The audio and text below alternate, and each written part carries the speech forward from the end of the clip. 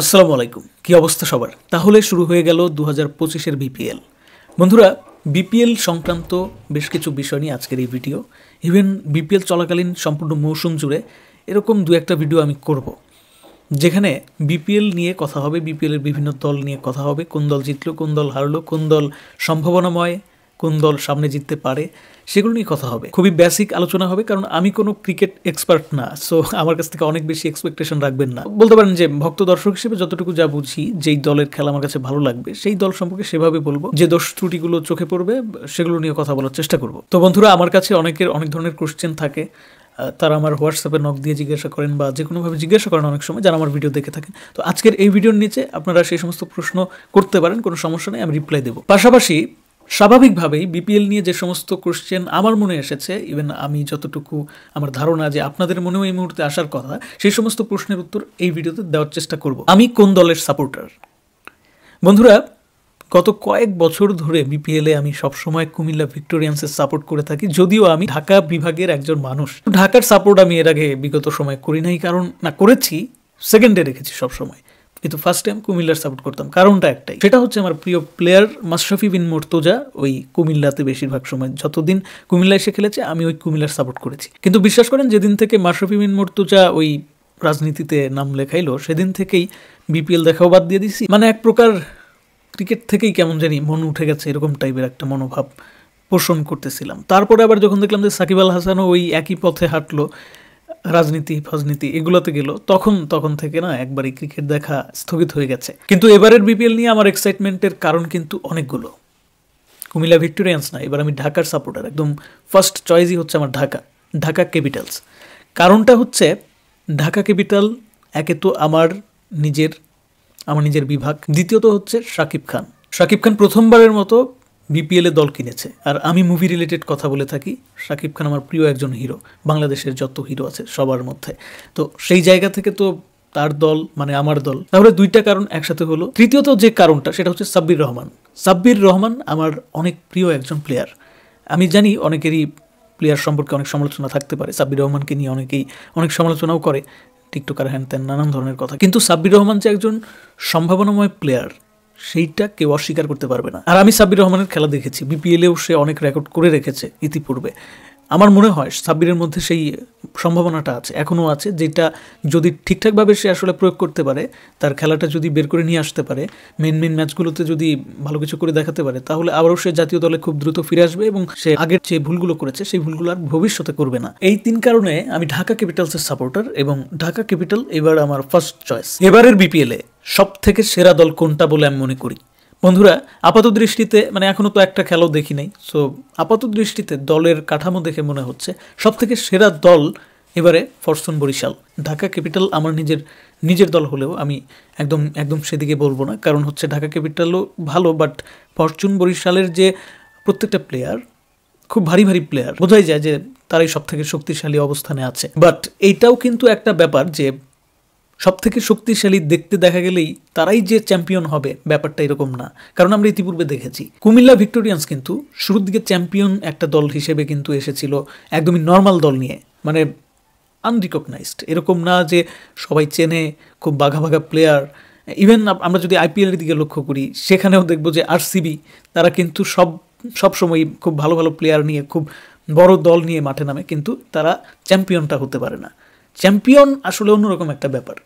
দেখা গেছে যে এমন একটা দল কেউ ভাবেও নাই যে এই দলটা শেষ পর্যন্ত ফাইনাল খেলবে এবং ফাইনালে তারাই চ্যাম্পিয়ন হবে, সেই দলও চ্যাম্পিয়ন হয়ে যায়। সঠিক প্ল্যান এবং সেই প্ল্যানকে সঠিকভাবে মাঠে ইমপ্লিমেন্ট না করতে পারলে কোনো দল সফল হয় না। ক্রিকেটটা কিন্তু 11 জনের খেলা, এখানে প্রত্যেকটা প্লেয়ার তাদের জায়গা থেকে সেরাটা দেওয়ার একটা যে মন মানসিকতা, সেই জায়গায় তাদের অনেক বেশি কনফিডেন্ট হতে হবে, কিন্তু ওভার কনফিডেন্ট হওয়া যাবে না।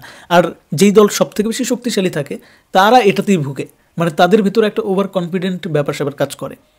সো আমি মনে করি যে এইটা বলা যাবে না যে ফরচুন বরিশাল অনেক ভালো প্লেয়ার নিয়েছে বলে প্রত্যেকটা প্লেয়ার তাদের বাঘা অন্য প্লেয়ারগুলোর তুলনায়, অন্য টিমের প্লেয়ারগুলোর তুলনায়, সেই জন্য ফরচুন বরিশালই এবারকার চ্যাম্পিয়ন হবে, এটা বলার কোনো ওয়ে নাই। তবে হ্যাঁ, আপাত দৃষ্টিতে ফরচুন বরিশাল তারা খুব ভালো প্লেয়ার নিয়েছে।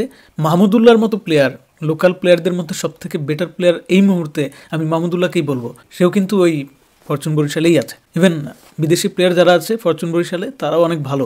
সো আমি বলবো যে ফরচুন বরিশাল ব্যাটসম্যান বোলার সব দিক থেকে এগিয়ে আছে। দেখা যাক বাকিটা ওইটা তো বললামই যে এটা ঠিক নাই যে কোন দল শেষ পর্যন্ত চ্যাম্পিয়ন হবে। এরপর যে প্রশ্নটা আসে যে কোন দলের জার্সিটা সব থেকে জোশ হয়েছে, পার্সোনালি আমার তো মনে হচ্ছে ঢাকা ক্যাপিটালস। কারণ ঢাকা ক্যাপিটালসের জার্সিটাতে বিশেষ কিছু বিষয় আছে। আমাদের সম্পূর্ণ সম্পূর্ণ ঢাকাকে কিন্তু রিপ্রেজেন্ট করতেছে এই জার্সিটা।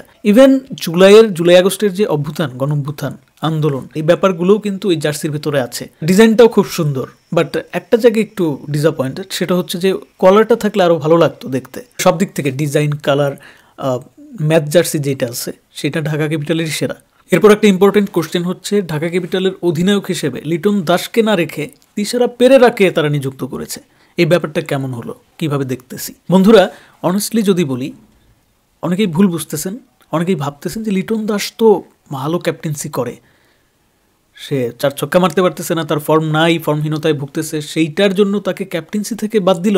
ওয়েস্ট ইন্ডিজের সাথে বাংলাদেশের ভালো করার পেছনে কিন্তু লিটনের অধিনায়কত্বও একটা বিশাল ভূমিকা পালন করেছে, সেটা আমরা জানি। তো সেইটাকে সামনে এনে অনেকেই কিন্তু এটা ভাবতেই পারে যে লিটন দাসকেই ঢাকা ক্যাপিটালের ক্যাপ্টেন দেওয়া উচিত ছিল। কিন্তু আমি বলবো যে না, লিটন দাসকে যদি ক্যাপ্টেন হিসেবে দিত তাহলে লিটন দাসের উপরে একটা আলাদা চাপ থাকতো, যেই চাপটা কিন্তু জাতীয় দলে থাকলেও তার থাকে যখন সে ক্যাপ্টেন থাকে। এবং এই কারণে সে কিন্তু ভালোভাবে ব্যাটিংটা করতে পারে না, কিন্তু তার আসল কাজটা কিন্তু সে সব থেকে বেশি ভূমিকা যেভাবে রাখতে পারে সেই জায়গাটা কিন্তু একজন ব্যাটসম্যান হিসেবে তার ভূমিকাটা।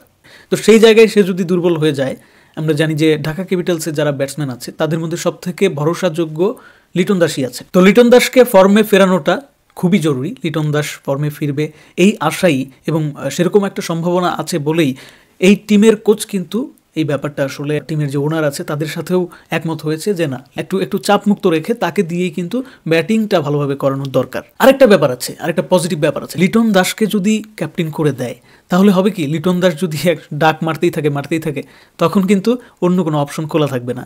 ক্যাপ্টেন যেহেতু সে খেলতেই থাকবে, তার জায়গায় অন্য একজনকে আনার যে অপশনটা সেটা কিন্তু আর থাকবে না। সো লিটন দাসকে এমন একটা জায়গায় রাখা হয়েছে যাতে করে লিটন দাস যদি ফেল করে, যদি ভালো ব্যাটিং না করতে পারে, ডাক মারতে থাকে খালি, অ্যাটলিস্ট ভালো ব্যাটিং বলতে কী বোঝায়, বল খাওয়ার থেকে রান বেশি করে করতে হবে, অনেক বেশি বড় ইনিংস না খেলতে পারো, কারণ এটা তো ভাই T20, তাই না? তো T20 অনুযায়ী ভালো খেলতে পারলে তাহলে চলে, এরকম যদি খেলে তাহলে ঠিক আছে। আর যদি ওইরকম খেলাটা না খেলতে পারে, যদি ডাক মারতে থাকে, তাহলে লিটনকে বসিয়ে তার জায়গায় আরেকজন খেলোয়াড়কে কিন্তু খেলানো যাবে। এছাড়া লিটনকে কিন্তু ভাইস ক্যাপ্টেন হিসেবে রাখা হয়েছে।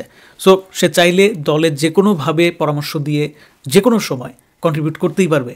অপরদিকে যাকে ক্যাপ্টেন্সির দায়িত্ব দেওয়া হয়েছে তিশারা পেরেরা, সে কিন্তু যথেষ্ট অভিজ্ঞ, ফরেনার হইলেও সে কিন্তু যথেষ্ট অভিজ্ঞ খেলোয়াড়। সো আমি মনে করি যে এটা খুব ভালো একটা সিদ্ধান্ত হয়েছে। ইভেন এখানে লিটনেরও একটা মতামত আছে, লিটনও হয়তো চাচ্ছিল যে আমি একটু চাপমুক্ত থেকে দেখি ফর্মে ফেরা যায় কি না। ভিডিওটা আপলোড দিতে হয়তোবা একটা ম্যাচ শুরু হয়ে গেছে, ওই যে ফরচুন বরিশাল ভার্সেস রাজশাহী, দুর্বার রাজশাহী। তো এই ম্যাচে কোন দল উইন হওয়ার সম্ভাবনা সব থেকে বেশি? বন্ধুরা, আপাত দৃষ্টিতে ওই যে আবারও সেই একই কথা বলতে হচ্ছে যে আপাত দৃষ্টিতে তো মনে হচ্ছে ফরচুন বরিশাল, কারণ ফরচুন বরিশালের ধারের কাছেও, ওই প্লেয়ারের দিক থেকে ধারের কাছেও নাই দুর্বার রাজশাহী। আবার বিকেলে অর্থাৎ 6টায় যে খেলাটা আছে ঢাকা ক্যাপিটালস বনাম রংপুর রাইডার্স, এখানে কিন্তু ঢাকা ক্যাপিটালসই উইন করার সম্ভাবনা বেশি, কারণ ঢাকা ক্যাপিটালস দল হিসেবে রংপুরের থেকে ভালো। আমার চোখে ঢাকা ক্যাপিটালসের 6 জন সম্ভাবনাময় প্লেয়ার আছে, যাদের কারণে যে কোনো মুহূর্তে ম্যাচটা কিন্তু ঘুরে যেতে পারে, ঢাকা ক্যাপিটালসের দিকে চলে আসতে পারে। প্রথমেই আছে সাব্বির রহমান কি জিনিস সেটা তারাই জানে, সাব্বিরের খেলা যারা আসলে শুরু থেকে দেখে এসেছে। সময়টা ভালো যাচ্ছিল না, দেখা যাক এবার সে কি করে। সাব্বির রহমান নামটা যে এবারের বিপিএল এর সব থেকে বেশি সম্ভাবনাময় একটা নাম, সেটা কিন্তু আর বলার অপেক্ষা রাখে না। ইভেন আমি জানি যারা এই ভিডিও দেখতেছে তারাও আজকে সাব্বির রহমানের খেলাটা দেখার জন্য মুখিয়ে আছে। Mustafizur Rahman cutter master, IPL এ যাওয়ার পরে যার নাম দেওয়া হয়েছে দ্য ফিস, আমরা সবাই জানি তার সম্ভাবনার কথা। সে যেদিন খেপে সেদিন সে একাই যথেষ্ট। লিটন দাস যদিও ডাকের পর ডাক মেরে সে একটা ফর্মহীনতায় ভুগতেছে, তারপরে এই প্লেয়ারের ক্ষেত্রেও এই কথাটা যুক্তিযুক্ত যে সে যেদিন খেপবে সেদিন কিন্তু অন্য দলের কপালে শনি আছে, অর্থাৎ ফর্মে ফিরে আসলে তখন তাকে আটকানো কিন্তু মুশকিল। নতুন প্লেয়ার তানজিদ তামিম, একেবারে নতুন বলা চলে না, বেশ অনেকগুলো ম্যাচ সে খেলে ফেলেছে, জাতীয় দলের হয়েও খেলেছে, সে যে একজন সম্ভাবনাময় প্লেয়ার এবং তার হাতে যে দারুণ স্ট্রোক আছে সেটা কিন্তু আমরা সবাই জানি যারা তার খেলা দেখেছি। Thisara Perera, captain of the Dhaka capitals, দুর্দান্ত একজন প্লেয়ার। তার কথা কি বলবো, তার খেলা যারা দেখেছে তারা খুব ভালোভাবেই জানে যে সে একটা টিমের জন্য কতটা এফেক্টিভ হতে পারে। সবশেষে আরেকজন আছে, তার নাম হচ্ছে মুনিম শাহরিয়ার, নতুন খেলোয়াড়, ব্যাপক সম্ভাবনা দেখিয়ে কীরকম যেন অন্ধকারে হারিয়ে যাওয়ার একটা উপক্রম হয়েছে। হ্যাঁ, কোনবার যেন বিপিএলে এই মুনিম শাহরিয়ার ঝড় তুফান তুলছিল, সেরকম ঝড় তুফান যদি আবার তুলতে পারে তাহলে কিন্তু ঢাকা ক্যাপিটালের ভাগ্য সোনায় সোহাগা। তার কিন্তু এটা একটা বিশাল সুযোগ, আর আমি জানি সে কিন্তু এই সুযোগটা কাজে লাগানোর চেষ্টা করবে। ওদিকে রংপুর রাইডার্সের মাত্র 4 জন আমার কাছে মোটামুটিভাবে সম্ভাবনাময় মনে হয়, তারপরেও এখানে অনেক কনফিউশন আছে ভাই। 1 নম্বরে আছে অ্যালেক্স হেল, খুব ভালো প্লেয়ার, মারমার কাট খেলবে। তারপর আছে সৌম্য সরকার, আমার একসময়ের খুব প্রিয় প্লেয়ার, খুব দুর্দান্ত খেলতো সে। তাকে মাঝে মাঝে বলতাম যে বাংলার ক্রিস গেইল এসেছে মাঠে, এবার খেলা হবে, কোপায় দিবে, হ্যান ত্যান নানানভাবেই ভূষিত করতাম। পরে দেখি যে না, একটা সময় সে ডাক বাবা হয়ে গেল।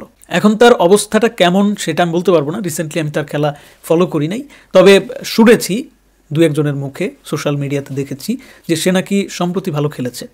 তো সেই জন্যই আমি তাকে সম্ভাবনাময় লিস্টে রেখেছি। সেও যদি খেপতে যদি পারে, যেদিন খেপবে সেদিন ম্যাচ তার হাতে।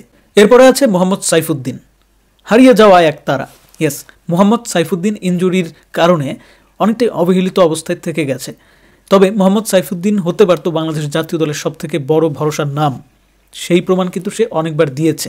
তো মোহাম্মদ সাইফুদ্দিন লোকাল প্লেয়ার হিসেবে সবথেকে সম্ভাবনাময়। রংপুর রাইডার্সের জন্য তো অবশ্যই মোহাম্মদ সাইফুদ্দিনের বিকল্প নাই, কারণ একজন অলরাউন্ডার, এই ধরনের একজন পেস বোলিং অলরাউন্ডার পাওয়াটা একটা ভাগ্যের বিষয়। 4 নম্বরে আছে নাহিদ রানা। নাহিদ রানা সম্পর্কে আমি খুব বেশি যে জানি তাও না, তবে এই নামটা এবং রিসেন্ট কিছু ম্যাচ বলে দিচ্ছে, কিছু রেকর্ড বলে দিচ্ছে নাহিদ রানা এ একটা লম্বা রেসের ঘোড়া হতে পারে, ভবিষ্যৎ ভালো হতে পারে যদি সে এইভাবে খেলে যায়। সো আমার মনে হয় যে নাহিদ রানাও একটা তুরুপের তাস হতে পারে রংপুর রাইডার্সের। তো বন্ধুরা, তোমাদের কাছে কি মনে হয়? আমি তো আমার মনোভাব সম্পূর্ণই প্রকাশ করলাম আর অনেকগুলো প্রশ্নের উত্তর দিলাম। কমেন্ট বক্স স্বাধীনতার জায়গা, অবশ্যই কমেন্টে তোমরা তোমাদের মতামত জানাও। আজকের ম্যাচগুলোতে কোন দল জয়ী হবে? ফরচুন বরিশাল নাকি দুর্বার রাজশাহী? ঢাকা ক্যাপিটালস নাকি রংপুর রাইডার্স?